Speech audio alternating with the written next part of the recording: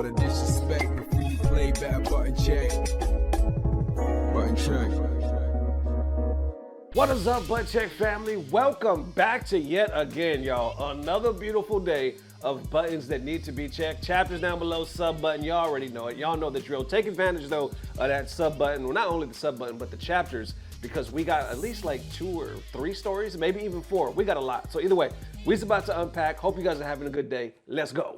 All right, first up for that most disrespectful handshake in rivalry in the FGC, buttons that need to be checked. This is a good watch, man. I'm gonna put the link down below for the full video so you guys can check it out. But Evo FGC actually just posted this video when they post this, like a couple of days ago, talking about the disrespectful handshake in rivalry between Nemo and Itabashi. They got all their highlights. They talk about one memorable meetup where they like kind of get behind the scenes. What were you thinking? Also, they still firing shots during this damn interview. Check it out. まあ負けたくないっていう気持ちから入ったっていうのがまずあるんですけど、結構なんかこの試合に関してはやっぱ結構大事な一戦だったんで、かなりなんか人読みしたなっていうのはなんかすごい覚えてますね。なんで負けたら多分どっちかが多分一生。 So he says like going into this particular match, he really wanted to win. He was like, all I remember is I really wanted to win because I knew whoever lost would never hear the end of it. 言えるような感じになっちゃうんで、ここは負けたくないなっていう。確かこの大会はユリアンがいなかったですよ。で当日予選ネモさんが残念ながら勝ち上がってしまってなぜか当たった、それだけです。歴史というものではなく、もう本当に単純に僕がザンギが嫌いで、それについてすごい突っかかってくるみたいな。He says I just really love he said I just really hate Zangief and he loves to give me a hard time about it, pointing at Itabashi. かかってくるのはこっちなんですよ。俺別に普通にザンギを楽しくプレイしてるだけなのに向こうが突っかかってくるんですよ。 And Itabashi says he's the one making it hard for me. I just love Geef and he can't get over it. プレイヤーとしてどう思っているか、これはいいところを上げろってことですか？上げなくていいと思います。なんか都合のいい時だけザンギ使ってるイメージですね。So he's like, he wants me to start complimenting the character or him, right? And Itabashi's like, I never said you had to go that far. And he said he's only playing him because he's good right now. And that's why Itabashi started turning his head like, this guy, come on. アビゲールが強かった時はアビゲール使ってましたし、でマリーザもね最初マリーザ使って、ザンギが強くなったらなんかザンギとなんかプレイするみたいな、楽しくプレイするみたいな。So he said he was playing other characters when Geef was weak. You know, so he was like, the only reason why he's playing Geef now is because he's actually strong. So that's why he's saying stuff like, oh, I'm just having fun. So low-key taking a shot. こういう場ではザンギを推してるんですけど、実際は都合のいい関係だと思ってます。そうですね。性格が悪すぎて人の。Itabashi said that Nemo has a terrible personality. He was like, this guy has a terrible personality, which makes him really good at finding people's weaknesses. 弱点を見つけるのがうまいんですよ。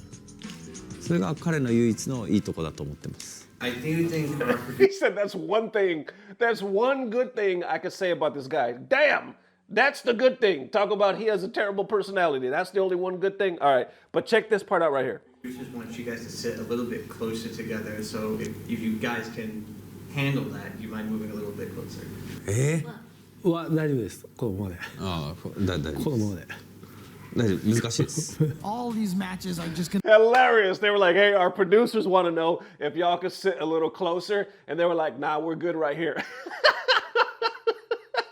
Like, we don't need to sit any closer. So now the video goes into their match. I'm not going to go through all of that. I'll put the link down below so y'all can check it out. But we'll catch a little clip here. Check this out. なんで落ちた今。大作です。 Doing it. Not 偉すぎる。しょうもな。握手する？ He said, I'm too good. And then Itabashi was like, it was dumb. This is the handshake part. 握手する。見てください。俺これめっちゃ嬉しかったの覚えてるわ。これめっちゃ嬉しかったの覚えてるわ。しょうもな。握手する終わった終わった終わりました終わりました He was like, I was super happy about this one. He was like, you don't want to shake hands? And Itabashi just kept saying, it was dumb, bro. That was dumb, bro. It's over, and there you have it. Now, that's not over for this video. Like I said, link down below. It's on the Evo FGC page. Check it out. Let me know how you feeling. All right, next up for a hot debate, we talking about the FGC is dying. And the FGC is like, no, we're not dying. That's basically the shit in a nutshell. It'll make more sense right here. So somebody posted this video right here saying, keep LAN alive. I guess this is an old ass clip. I'm not sure what year this came out. But somebody said, why did FPS LAN parties / events die while the FGC offlines are still alive? Logistics? And they're commenting over this video right here. Check it out. A lot of people like to play computer games, but the people in this room really like to play computer games. And that's why they're willing to pack up their computers on Thanksgiving weekend, come to this hotel, just to play games.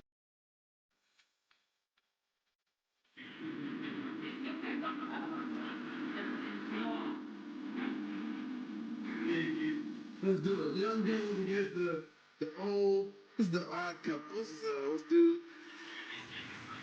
The marathon event is all about game wizards connecting to a server and competing one-on-one with each other.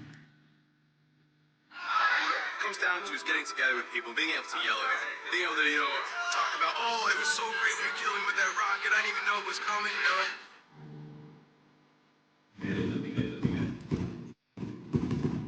Oh, damn. That's a nice name. Wow, so it says keep LAN alive. Now underneath that, FGC starts responding. People are saying first thing that comes to mind is probably way more expensive. Then they kind of get into that debate. But if you keep going down, this is where the party gets started right here. Somebody says FPS LAN died for the same reason the FGC is dying now. The internet connection being good enough that people are less incentive to suffer other people in real life and spend money on traveling in hotels just to go O2 when they could play online. That one only has like 42 likes. But, people was responding, namely, obviously, the FGC, saying the FGC isn't dying, by the way. In the the scene that keeps setting new records for entrants at major tournaments like Frosty Fausting's Evo and Combo Breaker is dying? Bruh, what? And 99% of the people who attend majors don't go with the intention of winning the whole thing and ain't the same. And this is where it gets deeper right here. Somebody else says, kind of funny to see people say FGC is dying. When I went to Frosty Fausting's, where it was impossible to walk around the venue without accidentally bumping into people due to how packed it was. The huge games now have good net code, and all it did was increase the size of the community. Now down below that, they get a little deeper saying arcades are sadly dead, but locals don't seem to be too affected in my area. Not sure how it is in other areas. The regionals in my area get players too. Sorry, I don't see the death. Unless you're referring to the esportsification, then sure, going away from grassroots is a problem. Underneath that saying, because Frosty Fausting's is a big major, now go ask offline weeklies and monthlies how they're doing, and that's great, but I want to see NEC and CEO Taku and ECT and other legacy tournaments open their events up again. Weird that they aren't advertising their events for this year and next year though. Then you got they're slowly all turning into conventions, and this is what I was talking about right here. Losing a local here in Brooklyn in about a month, leaving Next Level, the only remaining place in the borough, which has been having dwindling FGC participation. They're mostly TCG from what I can see these days. So that's interesting to me. On one hand, they're saying, how is, the LAN party's dead, but we're still thriving. Somebody else saying, no.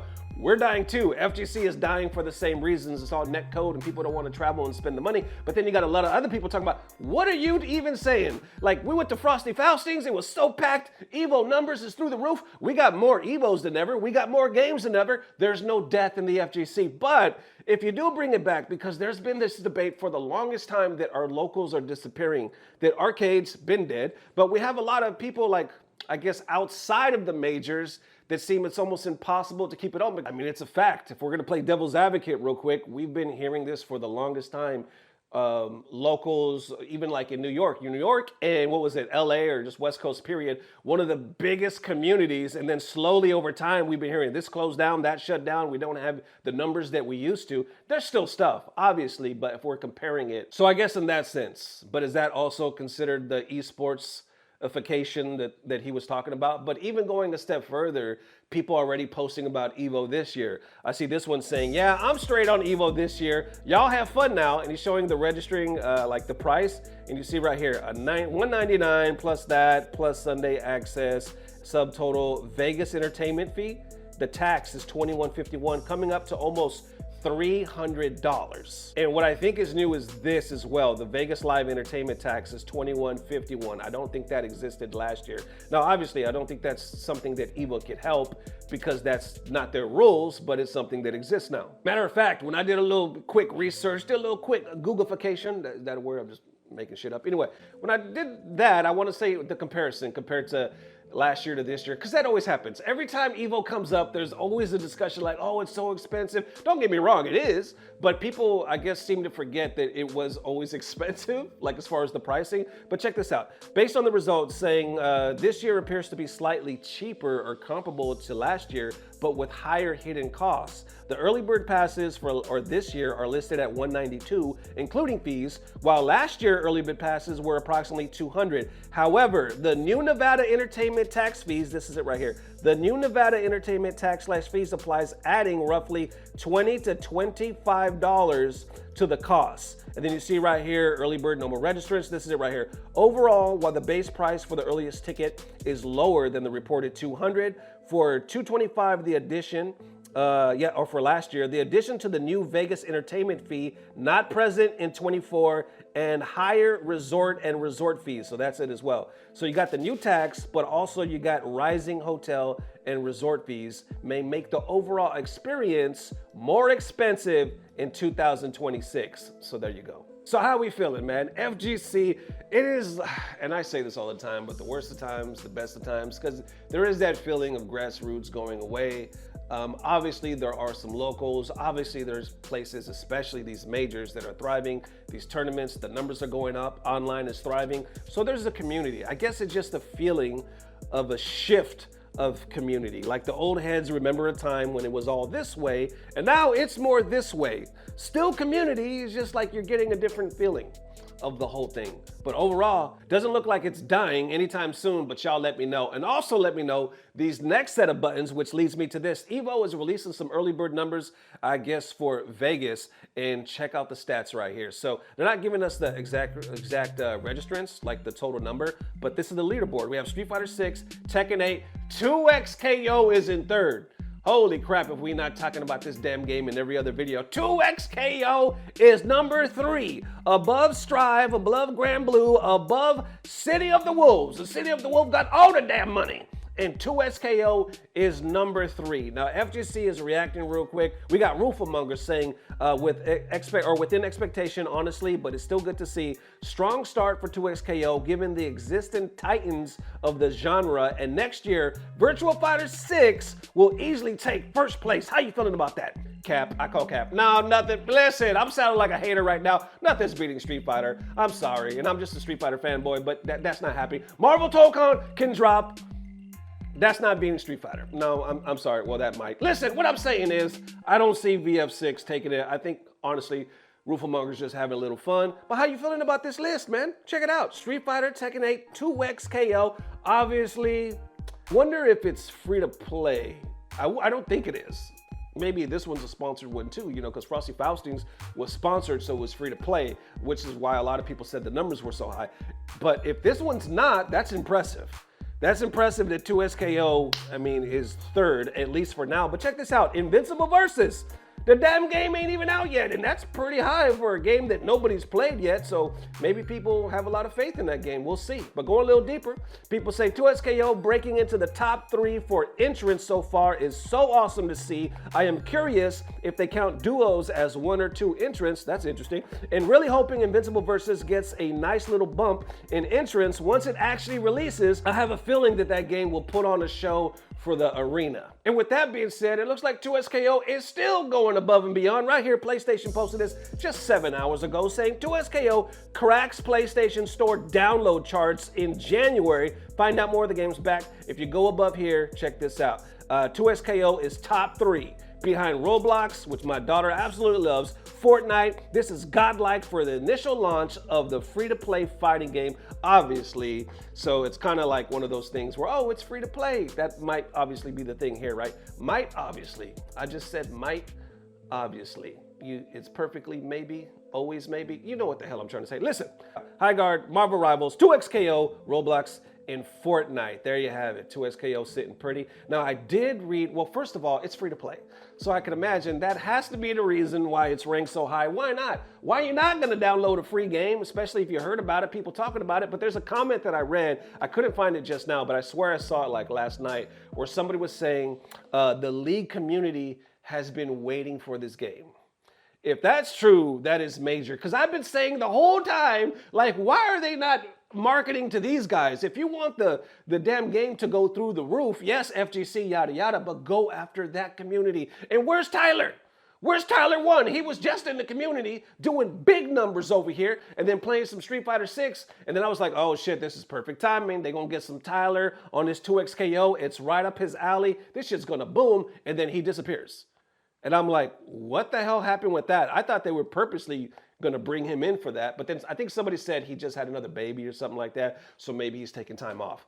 Anyway, I'm like, why are they not getting these guys to push this game? Now, if we're going to bring it back and get even more real, I'm not in the damn League community. So they could already be doing that. They might be doing that. And I'm just like talking to shit without knowing. Like they might be marketing their asses off over there. Because if somebody's saying the League community is waiting for this game, then that is huge. But either way, 2XKO doing some numbers at Evo, and then with the downloads, how y'all feeling? Let me know. And there it is one more time, Butt Check family. Definitely let me know how you feeling on this beautiful Wednesday. There was a lot going on, man. Like I said, with all that, going back to the topic of the FGC dying, I don't in no way feel like we're dying. I feel like certain aspects are, you know, but that's life. That happens. Now, will the esports bubble pop? And we, you know, go through some crazy shit? I don't know. We're already going through crazy shit with all this extra money that's coming in. But, you know, we'll see. We'll see if it pops or just keeps thriving. I don't know. But what I do know is I appreciate the hell out of y'all. And thank you for the mad support on the second channel. All them links are down below. And I will absolutely see you guys tomorrow. And I don't know what it is, but I know somehow, some way, it's about to get better. Love y'all forever. Peace. Blah, blah, blah. Subscribe. Yeah, you got remember, so current symbiote, vibranium, adamantium, kryptonite, all of these are infusing the Omnitrix, which is supercharged by the Speed Force and enhanced by Blue Beetle Scarab. Everything is attached to the Infinity Gauntlet. We have the Elemental Rings and the Power Rings driven by the emotions of the heart of Chuck Norris. And then I use the Ant-Man trigger to scale down this dual disc loaded with Exodia and supercharged by the Bionicle Mask. I have Ghost Rider chains, a living face hugger, and the Force channel through Harry Potter's wand. And then, cause why not? And to make things even more interesting, I throw a Beyblade in the mix. Stanley's pen, and one ring to rule them all. This is the Gauntlet of Chaos, and if you want to know how it works, check my last YouTube video. I will see you there.